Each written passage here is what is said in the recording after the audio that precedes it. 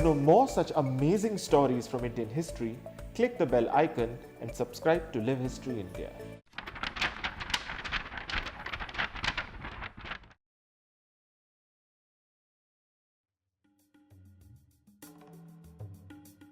These mounds and monuments are a throwback to an important era in the history of Assam when the Ahoms ruled here. The Ahoms were one of the longest reigning kingdoms of India. In fact, the name Assam comes from the word Assama, meaning invincible, which is the local name for the Ahoms. The Ahom kingdom, which included most of the present-day Assam, was ruled by them for 600 years from the 13th to the 19th century. Chaolung Sukapa, a Thai prince, was the founder of the Ahom kingdom. He left Mung Mao, a province in present-day China, with his army and followers and arrived in the Brahmaputra Valley in the 13th century. Sukapa established the Ahom kingdom in 1228 CE and established its first capital at Charaidev in 1253. Even though the capital moved to other places over the course of 600 years of rule, Charaidev remained the symbol of Ahom power. The Ahoms, like ancient Egyptians, believed in life after death. They built commemorative structures for the dead, like their very own pyramids, though theirs were hemispherical in shape. The Ahom kings, queens, princes and princesses were buried along with their possessions in maidams or mounds like these. The word maidam is derived from the Thai word frang maidam or maitam, which means to put into the grave or bury the spirit of the dead.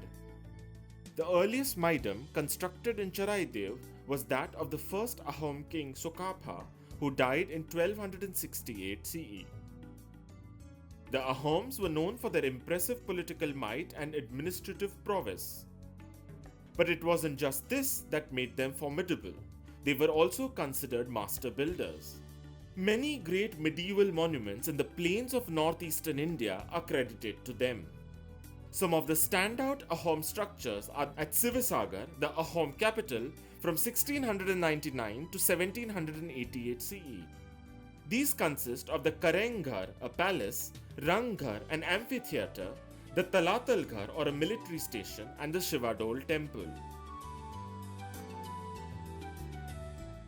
King Suremfa or Swargadev Rajeshwar Singha, after his coronation in 1751 CE, rebuilt the Grand Kurenghar Palace after the old palace was destroyed. It had an audience hall where the king would address people. Of all Ahom ruins, the Karenghar Palace is one of the grandest examples of Ahom architecture. Surempa also built the Talatalghar, situated on the bank of the Dikhau river. However, many believe it was built by his father Rudrasingha and was originally a palace made of wood. This was later replaced by the present military structure. Another great monument built by the Ahoms, and perhaps the most famous, is the Rangaghar. This was also built during the reign of Rudrasingha and was originally made of wood and bamboo. It was later rebuilt in bricks by Swargadev Paramatta Singha between 1744 and 1750 CE. This monument was used as a royal sports pavilion where kings and nobles watched games like buffalo fights. Ranghar is believed to be one of the oldest surviving amphitheatres in Asia. Shivasagar Shivadol Temple is another great example of Ahom architecture. This temple complex consists of 3 Hindu temples of Shivadol, Vishnudol and Devidol shrines. These temples were built in 1734 by Bar Raja Ambika, the queen of Ahom king Swargadev Siba Singha. Over a course of time, the much weakened Ahom kingdom fell to the repeated Burmese attacks, and it was finally annexed by the British East India Company in 1826.